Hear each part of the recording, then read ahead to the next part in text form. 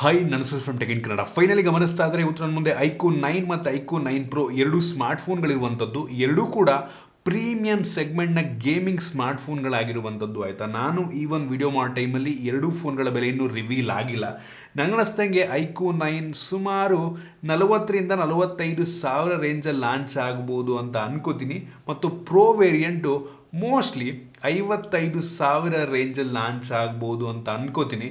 ಕಾದೋಣ ಎಷ್ಟಕ್ಕೆ ಲಾಂಚ್ ಆಗುತ್ತೆ ಅಂತ. ನಿಮ್ಮೆಲ್ಲರಿಗೂ ಗೊತ್ತಿರ್ಬೋದು, iQOO ಏನಿದೆ ವಿವೋ ಕಂಪನಿಯ ಒಂದು ಸಬ್ ಬ್ರ್ಯಾಂಡ್ ಆಗಿರುವಂಥದ್ದು. ಆಯಿತಾ, ಈ ಕಾರಣದಿಂದ ವಿವೋ ಸರ್ವಿಸ್ ಸೆಂಟರ್ ಎಲ್ಲೆಲ್ಲಿದೆ ಆ ಎಲ್ಲ ಜಾಗಗಳಲ್ಲಿ ಒಂದು iQOO ಫೋನ್ಗಳನ್ನು ಸಹ ನೀವು ಸರ್ವಿಸ್ ಮಾಡಿಸ್ಕೊಬೋದು. ಸೊ ತಲೆ ಕೆಡಿಸ್ಕೊಳ್ಳೋಕೆ ಹೋಗ್ಬೇಡಿ, ವಿವೋದೇ ಫೋನ್ ಅಂತ ಬೇಕಾದರೂ ನೀವು ಅನ್ಕೊಬೋದು. ಸೊ ವಿವೋದವರು ಪ್ರೀಮಿಯಂ ಸೆಗ್ಮೆಂಟ್ನ ಫೋನ್ನ ಈ ಒಂದು iQOO ಬ್ರ್ಯಾಂಡಿಂಗ್ನಲ್ಲಿ ಲಾಂಚ್ ಮಾಡ್ತಾರೆ. ನಾನಿವತ್ತು ಎರಡು ಫೋನ್ಗಳನ್ನು ಅನ್ಬಾಕ್ಸ್ ಮಾಡ್ತೀನಿ, ಜೊತೆಗೆ ಒಂದು ಗೇಮ್ ಪ್ಯಾಡ್ ಕೂಡ ಇರುವಂಥದ್ದು. ಇದನ್ನೇನು ಅನ್ಬಾಕ್ಸ್ ಮಾಡೋದಕ್ಕೆ ಹೋಗಲ್ಲ, ಈ ಗೇಮ್ ಪ್ಯಾಡನ್ನು ಎರಡು ಫೋನ್ಗಳಿಗೆ ಕನೆಕ್ಟ್ ಮಾಡಿಕೊಂಡು ಗೇಮ್ ಮಾಡಿ ತೋರಿಸ್ತೀನಿ ನಿಮಗೆ.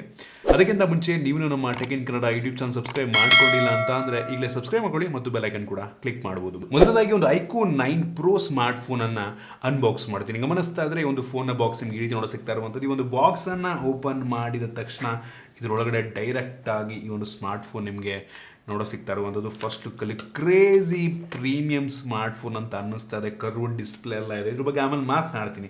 ಅದನ್ನು ಬಿಟ್ಟರೆ ಈ ಒಂದು ಬಾಕ್ಸ್ನ ಕೆಳಗಡೆ ಇನ್ನೊಂದು ಸಣ್ಣ ಪೌಚ್ ರೀತಿ ಒಂದು ಕವರ್ ಇದೆ. ಅದರಲ್ಲಿ ನಿಮಗೆ user manual, quick start guide, warranty card, ಕೆಲವೊಂದು ಸ್ಟಿಕ್ಕರ್ಸ್ ಎಲ್ಲ ಕೊಟ್ಟಿದ್ದಾರೆ.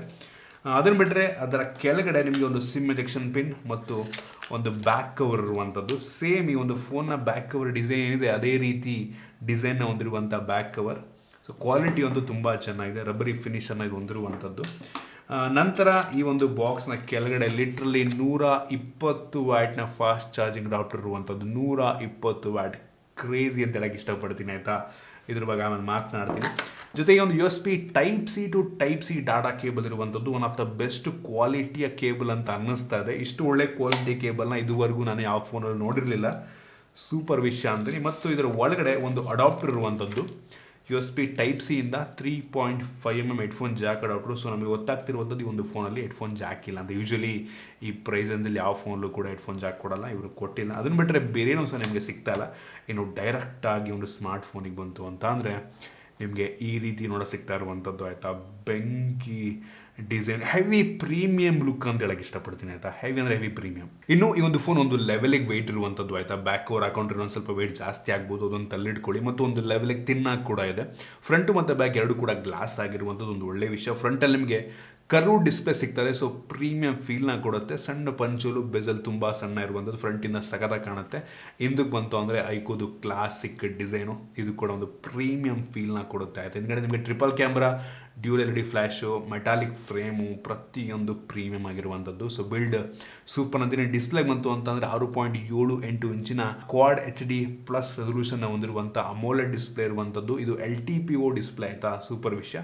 ರಿಫ್ರೆಶ್ ರೇಟು ಎಷ್ಟು ಬೇಕೋ ಅಷ್ಟಕ್ಕೆ ಆರಾಮಾಗಿ ಅದೇ ಅಡ್ಜಸ್ಟ್ ಆಗಿಬಿಡುತ್ತೆ. ಮತ್ತು 120 ವಾಟ್ಸ್ನ refresh rate, 1 billion colour support ಆಗುತ್ತೆ. HDR10+, ಡಾಲ್ಬಿ ವಿಷನ್ನು, ಪ್ರತಿಯೊಂದು ಸಖತ್ತಾಗಿರುವಂಥದ್ದು. ಮತ್ತು 1500 ನಿಟ್ಸ್ನ ಪೀಕ್ ಬ್ರೈಟ್ನೆಸ್ ಕೂಡ ಇರುವಂಥದ್ದು. ಆಯಿತಾ, ಸೊ ಡಿಸ್ಪ್ಲೇ ಟಾಪ್ ನಾಚ್ ಅಂತೀನಿ.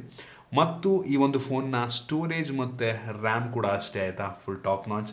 UFS 3.1 ಸ್ಟೋರೇಜು ಮತ್ತು LPDDR5 ರ್ಯಾಮ್ ಆಗಿರುವಂಥದ್ದು. ಆಯಿತಾ, ಸೊ ಕ್ರೇಜಿ ವಿಷಯ. ಇನ್ನು ಪ್ರೋಸರ್ ಕೂಡ ಅಷ್ಟೇ, 8 Gen 1 ಪ್ರೋಸರ್, ಟಾಪ್ ನಾಚ್ ಅಂತೀನಿ. ತುಂಬ ಪವರ್ಫುಲ್ ಆಗಿರುವಂಥ ಪ್ರೋಸರ್. ಈ ಒಂದು ಫೋನಲ್ಲಿ AnTuTu Benchmark ಚೆಕ್ ಮಾಡಿದಂಗೆ ನಾನು ಹತ್ತತ್ರ 10 ಲಕ್ಷ ರೇಟಿಂಗನ್ನು ಕೊಡ್ತಾ ಇರುವಂಥದ್ದು. ಆಯಿತಾ, ಆಲ್ಮೋಸ್ಟ್ ಯಾವ ಗೇಮ್ ಬೇಕಾದ್ರೆ ಆಡ್ಕೊಬೋದು.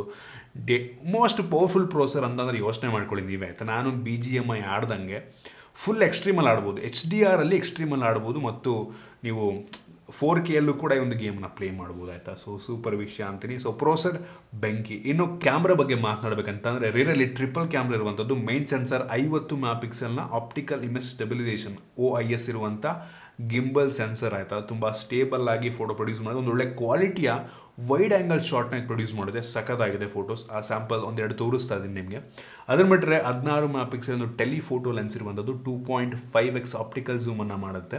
ಮತ್ತು ಈ ಸೆನ್ಸರ್ ಆಪ್ಟಿಕಲ್ ಇಮೇಜ್ ಸ್ಟೆಬಿಲೈಸೇಷನ್ನ ಕೂಡ ಹೊಂದಿರುವಂಥದ್ದು ಒಂದು ಒಳ್ಳೆಯ ವಿಷಯ ಅಂತಲೇ. ಈ ಎರಡು ಲೆನ್ಸು ಆಪ್ಟಿಕಲ್ ಇಮೇಜ್ ಸ್ಟೆಬಿಲೈಸೇಷನ್ ಹೊಂದಿರುವಂಥದ್ದು. ಮತ್ತು ಇನ್ನೊಂದು 50 ಮೆಗಾಪಿಕ್ಸೆಲ್ ಒಂದು ಅಲ್ಟ್ರಾ ವೈಡ್ ಆ್ಯಂಗಲ್ ಲೆನ್ಸ್ ಇರುವಂಥ ತುಂಬ ವೈಡ್ ಆಗಿದೆ. ಕ್ವಾಲಿಟಿ ಕೂಡ 50 MP ಆಗಿರೋದ್ರಿಂದ ಕ್ವಾಲಿಟಿ ಚೆನ್ನಾಗಿರುವಂಥದ್ದು. ಸೊ ಚೆನ್ನಾಗಿದೆ ಕ್ಯಾಮ್ರಾ, ಕ್ರೇಜಿ ಇಂಪ್ರೆಸಿವ್ ಅಲ್ಲ, ಚೆನ್ನಾಗಿದೆ ಒಟ್ಟಿಗೆ ಒಂದು ಬೆಲೆಗೆ.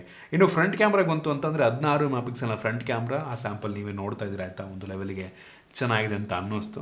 ಸೊ ಈ ಒಂದು ಫೋನಲ್ಲಿ ರಿಯಲಿ 8K ವಿಡಿಯೋ ರೆಕಾರ್ಡಿಂಗ್ ಬೇಕಾದ್ರೂ ಮಾಡ್ಕೊಬೋದು. ಫ್ರಂಟ್ ನಿಮಗೆ 4K ರೆಕಾರ್ಡ್ ಮಾಡ್ಕೊಳ್ಳುತ್ತೆ, ಮೋಸ್ಟ್ ನಂಗೆ ಅನ್ನಿಸ್ತಾ ಅಪ್ಸ್ಕೇಲ್ ಮಾಡುತ್ತೆ ಅಂತ ಅನ್ಕೋತೀನಿ ಆಯಿತಾ. ಸೊ ಕ್ಯಾಮ್ರಾ ಪರವಾಗಿಲ್ಲ, ಸ್ಯಾಂಪಲ್ನು ನೀವೇ ಜಡ್ಜ್ ಮಾಡ್ಬೋದು. ಇನ್ನು ಸೆಕ್ಯೂರಿಟಿ ಒಂದು ಫೋನಲ್ಲಿ ಇನ್ ಡಿಸ್ಪ್ಲೇ ಫಿಂಗರ್ಪ್ರಿಂಟ್ ಸೆನ್ಸರ್ ಇದೆ, ತುಂಬ ಫಾಸ್ಟಾಗಿ, heavy fast, one of the fastest ಅನ್ಕೋತೀನಿ ನಾನು ಇದುವರೆಗೆ ಯೂಸ್ ಮಾಡೋದ್ರಲ್ಲಿ. ಮತ್ತು ಫೇಸ್ ಅನ್ಲಾಕ್ ಕೂಡ ಇರುವಂಥದ್ದು, ಇದು ಕೂಡ ತುಂಬ ಫಾಸ್ಟಾಗಿ ಫೇಸ್ ಅನ್ಲಾಕನ್ನು ಮಾಡುತ್ತೆ.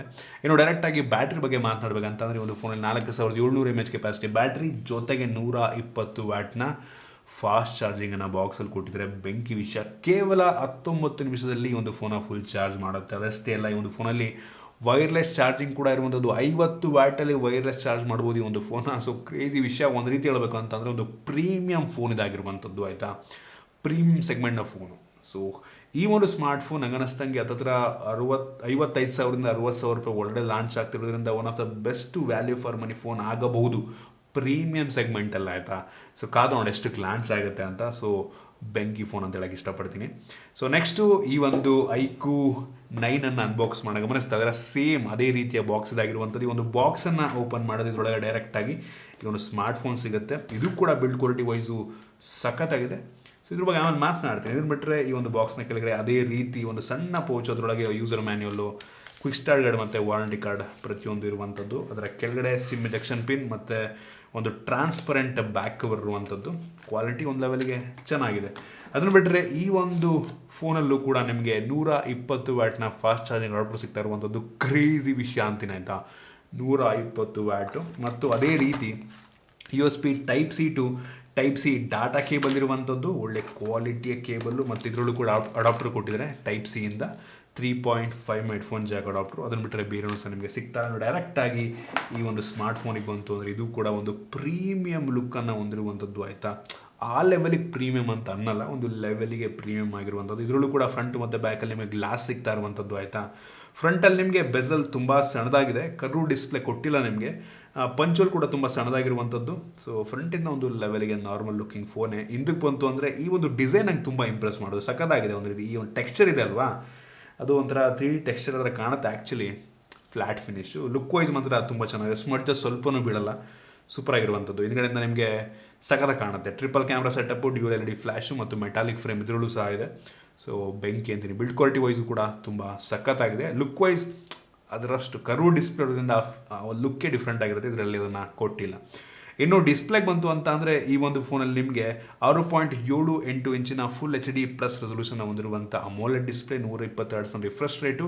ಇದು ಕೂಡ ಒಂದು ಒಳ್ಳೆಯ ಡಿಸ್ಪ್ಲೇ ಆಗಿರುವಂಥದ್ದು. ಇದರಲ್ಲೂ ಕೂಡ ನಿಮಗೆ UFS 3.1 ಸ್ಟೋರೇಜು, LPDDR5X ರ್ಯಾಮ್ ಸಿಗ್ತಾ ಇರುವಂಥದ್ದು. ಆದರೆ ಪ್ರೋಸರ್ ಇದರಲ್ಲಿ ನಿಮಗೆ Snapdragon 888+ ಪ್ರೋಸರ್ ಒಂದು, ಇದು ಕೂಡ ತುಂಬ ಪವರ್ಫುಲ್ ಆಗಿರುವಂಥ ಪ್ರೋಸರ್. ನಾನು AnTuTu Benchmark ಚೆಕ್ ಮಾಡಿದಂಗೆ ಸುಮಾರು 8,30,000 ರೇಟಿಂಗನ್ನು ಕೊಡ್ತಾ ಇರುವಂಥದ್ದು. ಸೊ ತುಂಬ ಪವರ್ಫುಲ್. ಇದರಲ್ಲೂ ಕೂಡ ಆಲ್ಮೋಸ್ಟ್ ಯಾವ ಗೇಮನ್ನು ಬೇಕಾದರೂ ನೀವು ಸೆಟ್ಟಿಂಗಲ್ಲಿ ಆಡ್ಕೊಬೋದು.